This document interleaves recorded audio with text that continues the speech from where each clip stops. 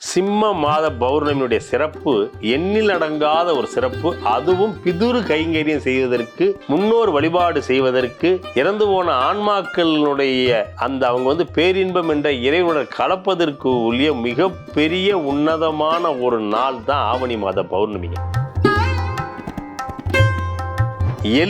எள்ளுனால அவருக்கு அபிஷேகம் பண்ணணும், எள்ளு அபிஷேகம் பண்ணணும். எள்ளு இலையால அவருக்கு அர்ச்சனை பண்ணணும். வில்வ இலையால பண்றோம்ல, அது மாதிரி எள்ளு இலையால அர்ச்சனை பண்ணணும். எள்ளு பூவால அவருக்கு பூஜை பண்ணணும். எள்ளு காய், எள்ளு செடி, எள்ளு எல்லாமே எள்ளுனால. எள்ளு செடி இருக்கு பாத்தீங்களா, இது எல்லாம் வைத்து பௌர்ணமி திதி அன்னைக்கு சிவனுக்கு பூஜை செய்தால், இந்த ஆவணி மாசம் வரக்கூடிய பௌர்ணமி திதி தான் அந்த பிதுர்லோகம் முன்னோர்கள் இருக்கக்கூடிய தென்புலத்தில் இருக்கக்கூடிய தென்புலத்தார் தெய்வம் விருந்தக்கால் சுற்றத்தார் தான் இவன் 5 ஆங்கு முந்தி இருப்ப தலை என்ற வள்ளுவ தென்புலத்தில் இருக்கக்கூடிய தென்புலத்தார்கள் முன்னோர்கள் இறந்த ஒரு ஆன்மாக்கள் பிதுர்கார்கள் எல்லாருமே ஆவணி மாசம் வரக்கூடிய பௌர்ணமி அன்னைக்கு தான் பூலோகத்துக்கு வர்றாங்க. உங்க வாழ்க்கையில நல்லது நடக்கணும், முன்னோர்கள் திருப்திப்படணும் அப்படின்னா உங்க வாழ்க்கையில இது இந்த ஒரு நாள்ல எல்லாரும் எல்லாமல்ல பரம்பொருளா இருக்கக்கூடிய ஆதிசிவனை வணங்கி வழிபாடு செய்தால் இந்த 15 நாள் பட்சத்திலையும் நீங்க தொடர்ந்து செய்யலாம். தரும் பொழுது உங்களுடைய எல்லா வினையும் அகற்றப்படும்.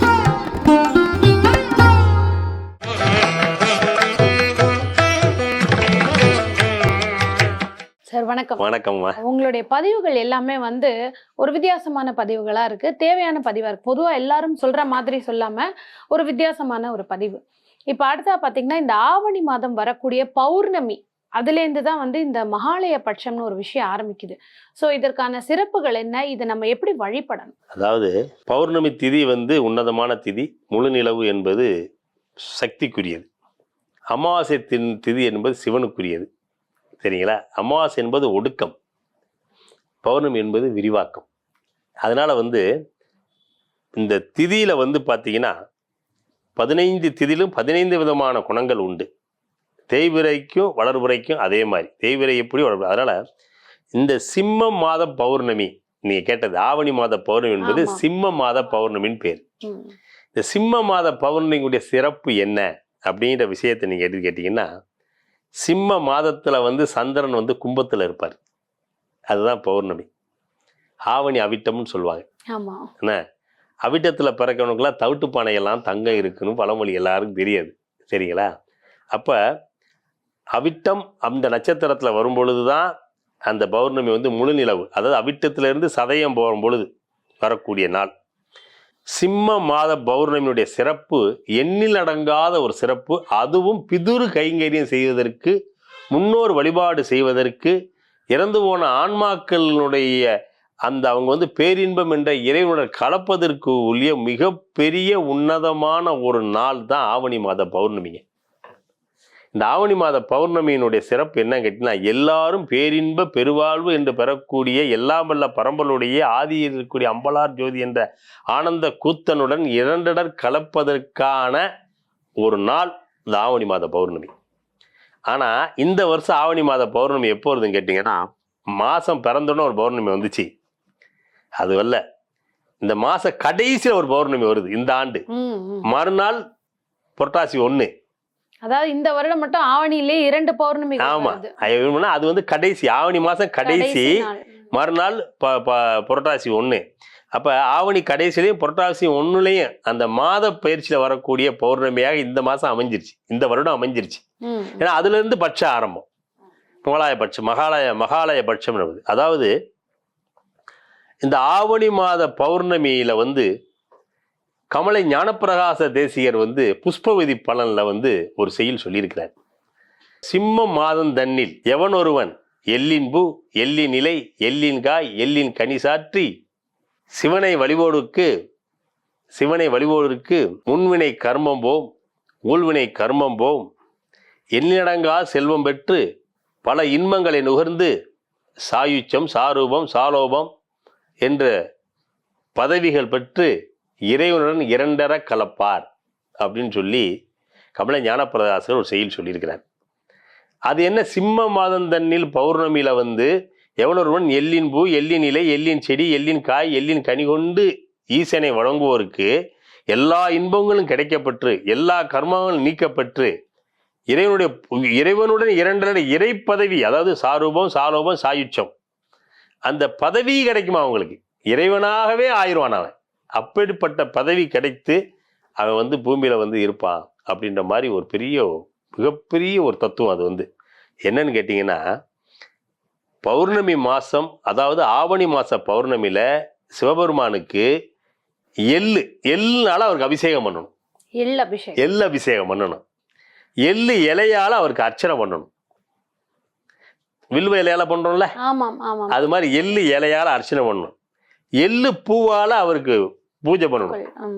எள்ளு காய், எள்ளு செடி, எல்லாமே எள்ளுனால. எள்ளு செடி இருக்கு பாத்தீங்களா? ஆமா. இது எல்லாம் வைத்து பௌர்ணமி திதி அன்னைக்கு சிவனுக்கு பூஜை செய்தால் ஒட்டுமொத்த பித்ரு லோகத்தில் இருக்கக்கூடிய அனைத்து முன்னோர்களுடைய அருளாசி ஒருங்கே பெறுவர். என்னன்னு கேட்டீங்கன்னா, பிதுர்லோகம் என்பது பூமிக்கு தெற்கே இருக்குது. அந்த பிதுர்லோகத்துக்கு விடுமுறை 15 நாள் வருடத்துக்கு. எப்படி விடுமுறைன்னு கேட்டீங்கன்னா, மகாலயபட்சம் 15 நாள் இருக்கு இல்லையா? இந்த 15 நாளும் இறந்து போன ஆன்மாக்கள் எல்லோரும் பிதுர்லோகத்தில் இருப்பதற்கு அனுமதி கிடையாது. எல்லாரும் பூமிக்கு வந்துருங்க. பூலோகத்துக்கு எல்லாரும் பூலோகத்துக்கு வந்துடும். அங்க ஹாலிடே ஒரு ஆளோட இருக்க மாட்டாங்க. எல்லாம் இங்க போன ஆன்மாக்கள் பூரா பூமிக்கு திருப்பி வரக்கூடிய ஒரு நாள் அந்த 15 நாள். அப்ப அதுங்க எப்ப வருவாங்கன்னு கேட்டீங்கன்னா, சிம்ம மாதந்தனில் வரும் பௌர்ணமி. அந்த ஆவணி மாசம் வரக்கூடிய பௌர்ணமி திதி தான் அந்த பிதுர்லோகம் முன்னோர்கள் இருக்கக்கூடிய தென்புலத்தில் இருக்கக்கூடிய தென்புலத்தார் தெய்வம் விருந்தக்கால் சுற்றத்தார் தான் இவன் 5 ஆங்கு முந்தி இருப்ப தலை என்ற வள்ளுவ தென்புலத்தில் இருக்கக்கூடிய தென்புலத்தார்கள் முன்னோர்கள் இறந்த ஒரு ஆன்மாக்கள் பிதுர்கார்கள் எல்லாருமே ஆவணி மாசம் வரக்கூடிய பௌர்ணமி அன்னைக்குதான் பூலோகத்துக்கு வர்றாங்க. அன்னைக்குதான் பூலோகத்துக்கு வருவாங்க. எல்லாரும் அன்னைக்கு பூலோகத்துக்கு வருவாங்க. வந்து அவரவர் பிறப்பு எடுத்த அந்த இல்லம் நோக்கி செல்வர். அப்ப டெல்லியில இருந்து ட்ரெயின் வருது ராமேஸ்வரம் போறதுக்கு, எல்லாரும் ஏறி வந்து ஒரு நாள் வந்து ஸ்டேஷன்ல இறங்கின உடனே அப்ப அவங்கவுங்க வீட்டுக்கு போவாங்க ரூட்ல. அப்ப அந்த பித்ருலோகத்துல இருந்து ஒட்டு மொத்த பித்ருகள் வர்றாங்க பாத்தீங்களா? இவங்களை வரவேற்கிறது யாரு? யாருன்னு கேட்டீங்கன்னா, எவன் ஒருவன் எள்ளின் பூ, எள்ளின் இலை, எள்ளின் செடி, எள்ளின் காய் கொண்டு ஈசனை வணங்குகிறானோ அவன்தான் ஒட்டுமொத்த பித்திருகள் லோகத்தினுடைய பித்திருகளை வரவேற்கிறான். பூமியில வந்து நீங்க வாங்க பூலோகத்துக்குன்னு சொல்லி வரவேற்கிறது யாரு? எவன் ஒருத்த சிவபெருமானுக்கு வந்து எள்ளுனால் அபிஷேகம் செய்து எள்ளு இலையினால் அர்ச்சனை செய்து எள்ளு பூ சாற்றி வணங்குகிறாரோ அவர்தான் ஒட்டுமொத்த பித்திருகளுடைய அருளாசியை பெற்றவர்கள். உங்க அப்பா அம்மா மட்டும் கிடையாது, உங்க தாத்தா பாட்டா மட்டும் கிடையாது. இந்த உலகத்துல எல்லாம் இறந்து போய் இருக்கிறாங்களோ அவங்க எல்லாம் பூலோகத்துக்கு வரும் பொழுது அவங்கள வாங்கன்னு வரவேற்கிறது யாருன்னா, எல்லாம் அபிஷேகம் பண்றான் பாருங்க, அவன்தான் பாக்கியவான். இது எவ்வளவு பெரிய விஷயம்ன்றீங்க. நிச்சயமாக. அதுல இருந்துதான் மகாலயபட்சம் ஆரம்பிச்சிடும் 15 நாள் உங்களுக்கு. அப்ப வந்து 15 நாளும் நீங்க வந்து திதி கொடுக்கலாம், தர்ப்பணம் கொடுக்கலாம், எல்லாம் கொடுக்கலாம். அதாவது மகாசக்தி, மகா பைரவர், மகாவிஷ்ணு, மகாலட்சுமி, மகா சரஸ்வதி, மகாதேவன் சொல்றோம் இல்லையா, மகா கணபதி.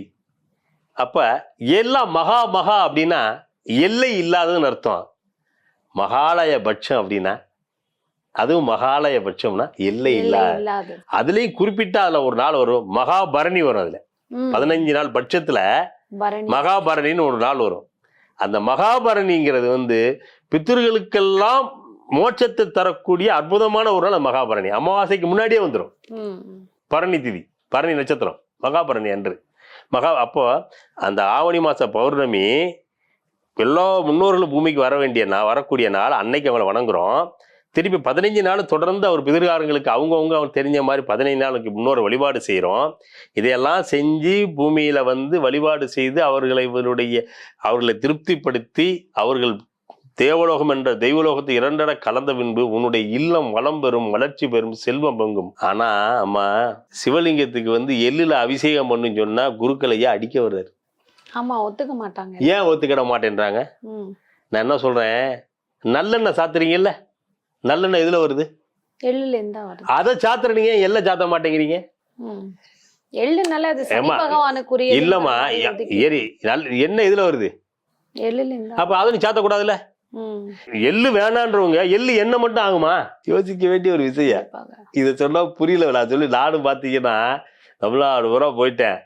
எள்ள சாத்துனாக்கி அவங்களுக்கு வர்ற கோவத்தை பார்த்தீங்கன்னா நான் சொன்னேன், எப்பா நான் சொல்லலப்பா, கமல ஞானப்பிரகாசம் இருக்காரு. இல்லைன்னா இது தர்மயாதீனத்தினுடைய குருமகா சன்னிதானம். அது தர்மயாதீன கோயில் அவங்களே தெரிய மாட்டேன், அவங்களே சண்டைக்கு வராங்க. தர்மயானை ஏன் உங்க குருநாதரே ஒரு இருக்கார், குருமகா சன்னிதானமே சொல்லியிருக்காருப்பா, உங்க கோயில் அபிஷேகம்னு. அதெல்லாம் முடியாது. நான் சொன்னேன், கடவுளே அஞ்ஞானம் அப்படி இருக்குது அப்படின்னு. ஆனா ஒரு உண்மை சம்பவம் சொல்றேன் கேளுங்கம்மா. நடந்த உண்மை சம்பவம். நான் கிட்டத்தட்ட ஒவ்வொரு ஆண்டும் ஆவணி மாதம் பௌர்ணமி என்னைக்கு எனக்கு கொங்கு மண்டலத்தை சேர்ந்த பழனிசாமின்னு ஒருத்தர், பழனியப்பன் ஒரு கவுண்டர் சமுதாயம், வருஷம் எனக்கு எள்ளு செடி, எள்ளு பூ, எள்ளு எனக்கு அனுப்புவார். பெட்டியில் வரும், வருஷந்தோறும் அனுப்புகிறாரு. அதை எடுத்து நான் கொண்டு போய் சென்னையில் அம்பத்தூர் பக்கத்தில் மேனாம்பட்டில் ஆத்மநாத சுவாமின்னு ஒரு லிங்கம், அது ஆலமரத்துக்கு கீழே இருந்துச்சு, சாதாரண ஆலமரத்துக்கு கீழே.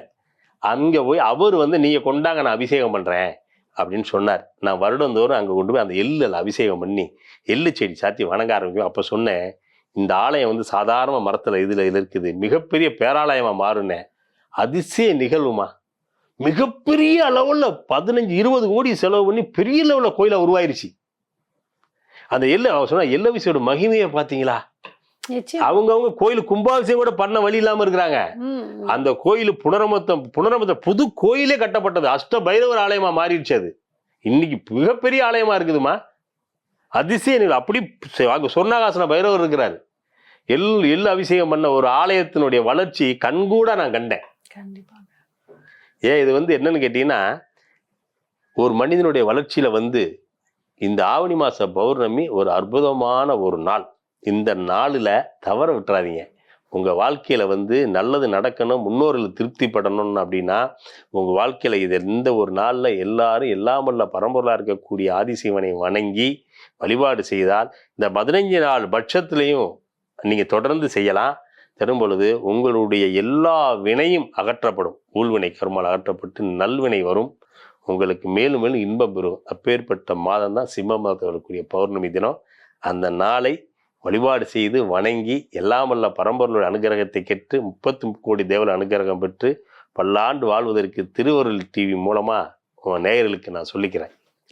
அருமையான ஒரு பதிவு அப்படின்னு தான் சொல்லணும். ஏன்னா எல்லோருமே லிங்கத்துக்கு பால், தேன், தயிர், வில்வம் அபிஷேகம்னு தான் பார்த்துருக்கோம். ஆனா எள்ளால் அபிஷேகம் செஞ்சா எவ்வளவு நல்லது. அதுவும் இந்த மகாலய பட்சத்துல வரக்கூடிய அந்த 15 நாட்களும் நம்ம அதை செய்யறதுனால நம்ம முன்னோர்கள் மட்டும் இல்லை, அந்த பித்ருலோகத்துல இருக்கிற நிறைய முன்னோர்களோட ஆசீர்வாதம் நமக்கு கிடைக்கும்னு அழகா சொல்லியிருக்கீங்க. அருமையான அடுத்த ஒரு பதிவுல சந்திக்கிறோம் ஐயா. நன்றி.